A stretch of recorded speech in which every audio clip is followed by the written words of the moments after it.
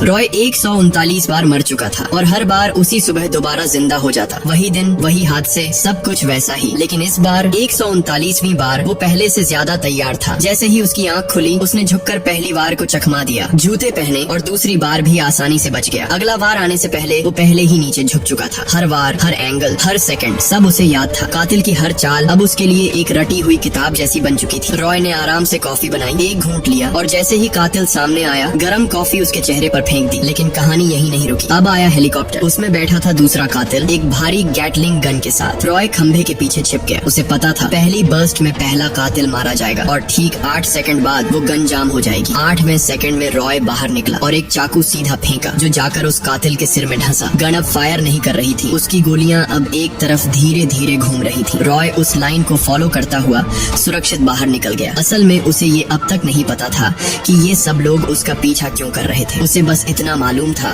अगले 8 सेकंड में वो हेलीकॉप्टर उसके कमरे में आकर टकराएगा। 13 सेकंड में उसके ब्लेड नीचे गिरेंगे और 18वें सेकंड में धमाका। रॉय खिड़की से कूदा और एकदम टाइमिंग से जाकर कूड़ेदान वाले ट्रक में गिरा। वैसे आपको बता दूं, इससे पहले 22 बार वो ट्रक मिस कर चुका था। एक बार तो सीधा सड़क पर गिरा और ट्रक के नीचे आ गया। फिर रॉय ने एक स्पोर्ट्स कार चुरा ली। अब उसे किसी कानून की परवाह नहीं थी, क्योंकि हर बार वो लौट आता था। ड्राइवर हमेशा एक ही डायलॉग चिल्लाता, ले चलो मुझे जॉर्जिया, लेकिन किसी ने उसकी नहीं सुनी। रॉय उसके चश्मे भी ले गया। तभी तीसरी लहर आई। 2 बहनें जो बंदूक लेकर आई थी, इन्हीं दोनों ने उसे पहले 14 बार मारा था। और बात सिर्फ इनकी नहीं थी। एक ही दिन में रॉय पर 7 अलग अलग लहरों में हमले हुए थे। कभी कबूम नाम का पागल बमबाज, जिसने उसे 2 बार उड़ाया। कभी उसका अपना क्लोन, जिसने उसे 3 बार मारा। और फिर आई तलवारबाज गुआनियन, जिसने उसे 8 बार मौत दी। रॉय अब तक हर किसी को कम से कम एक बार तो मार ही चुका था, लेकिन गुआनियन वो सबसे अलग थी। हर बार कहीं से अचानक आ जाती और बिना वक्त लिए उसकी गर्दन उड़ा देती। फिर वही डायलॉग बोलती, मैं हूँ गुआनियन और मैंने ये किया है। कई बार रॉय उन हथियारों से बच भी जाता तो क्या करता? कोई तहकीकात नहीं, कोई प्लान नहीं। सीधा एक बार में जाकर चीन की सबसे तेज शराब की 2 बोतलें मंगाता और खुद को भुला देता। कभी कभी उसने लड़ने की कोशिश भी की थी, लेकिन दुश्मनों की संख्या भी ज्यादा थी और हर कोई खतरनाक। वो 12:47 के बाद कभी जिंदा नहीं रह पाया था। आखिरकार उसने हार मान ली। रॉय को एक अंदाजा था कि ये सब उसके साथ कौन करवा रहा है। उसकी एक्स वाइफ जेमा। जेमा एक टॉप फिजिसिस्ट थी डीनो लैब्स में। बस कल ही तो रॉय उससे लैब में मिला था। जेमा बहुत डरी हुई लग रही थी। उसने रॉय से मदद मांगी, लेकिन साफ कुछ नहीं बताया। रॉय का ध्यान भटका तो उसने चुपके से उसके बालों का एक छोटा हिस्सा काट लिया। फिर बोली, उम्मीद है तुम अपनी जिंदगी बर्बाद करना बंद करोगे, फिर से वही बनो जो कभी हुआ करते थे। रॉय एक वक्त पर स्पेशल फोर्सेज में था, लेकिन जब से उसने सेना छोड़ी, जिंदगी बिखर गई। न मकसद था, न दिशा, और यहीं से जेमा ने उसे छोड़ दिया। लेकिन अब शायद जेमा ने उसे दोबारा मौका दिया था। नहीं, एक नहीं, अनगिनत मौके। रॉय ने जेमा को कॉल किया, लेकिन फोन उठाया उसके बॉस कर्नल वेंटर ने। उसने सीधा कहा, जेमा मर चुकी है, अब तुम्हारी बारी है। यानी सब कुछ वेंटर ही करवा रहा था। लेकिन रॉय को अब भी बदला लेने का हौसला नहीं था। हर दिन उसके लिए जैसे गेम का हेल मोड था और वो पहले लेवल तक भी नहीं पहुंच पाता था, जब तक कि 145वीं बार वो जिंदा न हुआ। एक दिन रॉय एक अंडरग्राउंड मॉल में छिपा हुआ था और वहीं उसे नसीब से अपना बेटा जो दिखा। रॉय जानता था कि वो कभी अच्छा बाप नहीं रहा। जो उसे सालों से नहीं मिला था और यही सोचकर उसकी आत्मा कांप गई। अब उसने ठान लिया, वो अपने बेटे से बात करेगा और शायद एक बार फिर सब ठीक करने की कोशिश करेगा। जब वो जो को लेकर अंडरग्राउंड मॉल से बाहर निकला तो अचानक उसकी नजर घड़ी पर पड़ी। 12:50 हो चुके थे। ये अब तक का सबसे लंबा वक्त था जो उसने जिंदा रहकर बिताया था। लेकिन हैरानी की बात ये थी कि अब तक कोई हत्यारा क्यों नहीं आया। तभी रॉय को समझ आया, अंडरग्राउंड में मोबाइल सिग्नल नहीं आते, मतलब किसी ने उसके शरीर में ट्रैकर लगाया है। और तभी चारों तरफ से हत्यारे उसके पास पहुंचने लगे। लेकिन रॉय भागा नहीं। उसने उल्टा जो को कसकर गले से लगा लिया, लेकिन बहुत देर हो चुकी थी। सबने एक साथ गोलियां चलाई। रॉय की पीठ छलनी हो गई। जमीन पर गिरते वक्त उसने अपने बेटे की आंखों में देखा। डर, दुख और प्यार था वहाँ। और पहली बार मरते हुए भी वो खुश था। ये था रिवाइवल नंबर 146। अब की बार रॉय ने एक हत्यारे को पकड़कर जोर से पूछा, तू मुझे ट्रैक कैसे कर रहा है? लेकिन वो कुछ नहीं बोला, मरते दम तक नहीं। अब रॉय को खुद ही पता लगाना था। वो अपने दोस्त डेव के पास गया, जो काउंटर सर्विलांस एक्सपर्ट था। पूछा, अगर इंसान के अंदर ट्रैकर लगाया गया हो तो सबसे कॉमन जगह क्या होगी? डेव ने कहा, दांतों में। तभी रॉय को याद आया, पिछली रात वो एक लड़की से मिला था जो डेंटिस्ट थी और डेट पर जाते हुए उसने रॉय को अपने क्लिनिक में ले जाकर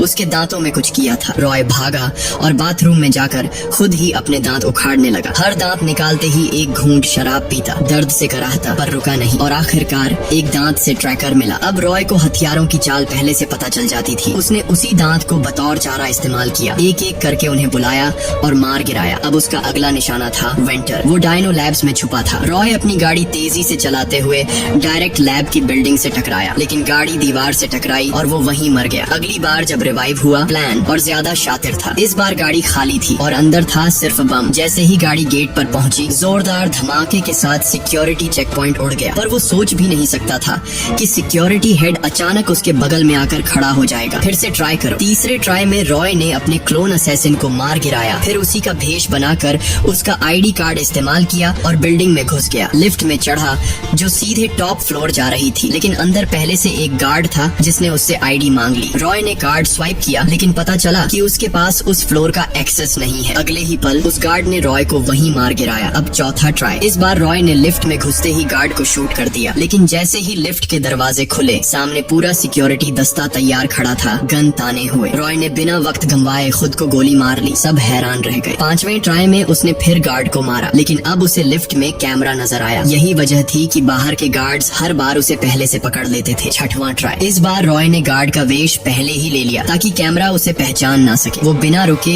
हॉलवे तक पहुंच गया, लेकिन वहाँ उसका इंतजार कर रही थी गुआनियन। तलवार ली। रॉय के पास गन थी, उसके पास तलवार। जाहिर था जीत किसकी होनी चाहिए थी, लेकिन गुआनियन बिजली की रफ्तार से चली। रॉय की गोलियां उसे छू भी ना सकी। उसने रॉय की गन आधी काट दी और फिर एक ही झटके में उसका सिर धड़ से अलग। 152वां ट्राई। इस बार रॉय सब मशीन गन लेकर आया और गुआनियन पर गोलियों की बारिश कर दी, लेकिन वो फिर भी बच गई और पलटकर रॉय का पेट चीरते हुए उसका सिर उड़ा दिया। 153वां ट्राई। रॉय ने इस बार राइफल उठाई, लेकिन नतीजा वही, सिर फिर से गया। 20 से ज्यादा बार मरने के बाद रॉय को समझ आया तलवार से लड़ाई तलवार से ही जीतनी होगी। इसलिए रॉय पहुंचा वुआंग, वहाँ की वर्ल्ड चैंपियन तलवारबाज डोंग के पास, जिसने लगातार 12 साल तक दुनिया में नाम कमाया था। रॉय ने उससे तलवारबाजी सीखने की गुहार लगाई। डोंग ने उसकी सच्चाई देखकर हाँ कर दी। पहले दिन दोनों बिना तलवार के बस अपनी उंगलियों को तलवार समझकर अभ्यास करने लगे। हर दिन रॉय की बुरी तरह पिटाई होती। प्रैक्टिस खत्म होते ही रॉय खुद को मार देता ताकि अगला दिन फिर से शुरू हो सके। धीरे धीरे उसे तलवार की असली कला समझ आने लगी। कुछ समय बाद उसने लकड़ी की तलवार से प्रैक्टिस शुरू की, लेकिन पिटाई तब भी नहीं रुकी। धीरे धीरे रॉय की तलवारबाजी में जबरदस्त सुधार आने लगा। 174वीं बार मरने के बाद उसने आखिरकार डोंग के सामने टिक कर कुछ वार की। फिर अनगिनत बार मरने और लौटने के बाद वो मुकाम आ गया जब रॉय को असली तलवार मिल गई। सिर्फ 7 वारों में उसने डोंग को हरा दिया।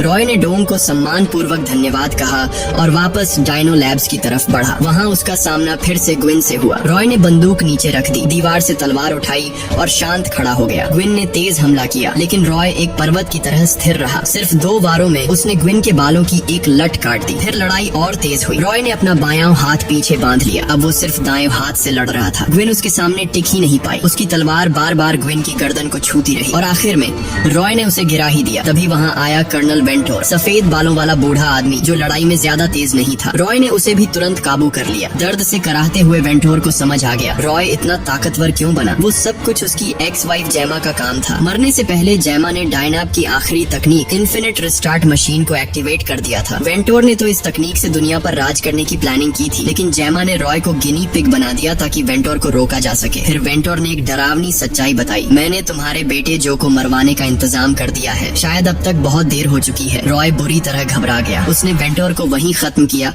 और फौरन गाड़ी में कूदकर जो को बचाने भागा, लेकिन बहुत देर हो चुकी थी। उसके सामने जो की लाश थी। इतने सारे पुनर्जन्मों के बावजूद रॉय अपने बेटे को नहीं बचा पाया था। वह पूरी तरह टूट गया। खुद से नफरत करने लगा। वो कैसे पिता है जो इतनी बार जीकर भी अपने बेटे को नहीं बचा पाया। तभी दूर से एक जोरदार धमाका हुआ। इन्फिनिट रिस्टार्ट मशीन ओवरलोड होकर फट चुकी थी। पूरा शहर तबाह हो गया और रॉय फिर से जिंदा हो गया, लेकिन इस बार उसके चेहरे पर कोई उम्मीद नहीं थी। सब कुछ व्यर्थ लगने लगा। उसने लड़ना बंद कर दिया और पहले ही हत्यारे को खुद को मार डालने दिया। 1 बार, 2 बार, 3 बार, बार बार मरता रहा। फिर अचानक इस बार रॉय फिर से खड़ा हो गया। अब वो बस एक चीज चाहता था, सब कुछ ठीक करना। जैसे कभी जैमा ने उससे कहा था खुद को संभालो, ठीक वैसे ही इस बार रॉय सीधे अपने बेटे जो के पास गया। वो बेटा जिसके साथ उसने कभी वक्त नहीं बिताया था। उसने उसके साथ वीडियो गेम खेले, उसके लिए स्नैक्स लाया, बातें की और जब भी शहर में विस्फोट होता रॉय उस दिन को फिर से जीता, सिर्फ अपने बेटे के साथ रहने के लिए। धीरे धीरे रॉय ने अपने बेटे को समझना शुरू किया। उसे एहसास हुआ कि जो के साथ हर लम्हा एक जादू है और वहीं से वो सीखने लगा कि एक अच्छा बाप कैसे बना जाता है। फिर एक दिन जो ने कुछ ऐसा कहा जिससे रॉय चौंक गया। मम्मा ने आज सुबह कॉल किया था। रॉय की आंखें फटी रह गई। इसका मतलब जैमा हर सुबह जिंदा होती है। अभी भी वक्त था उसे बचाने का। रॉय ने बिना देरी किए वेंटर और उसके आदमियों को खत्म किया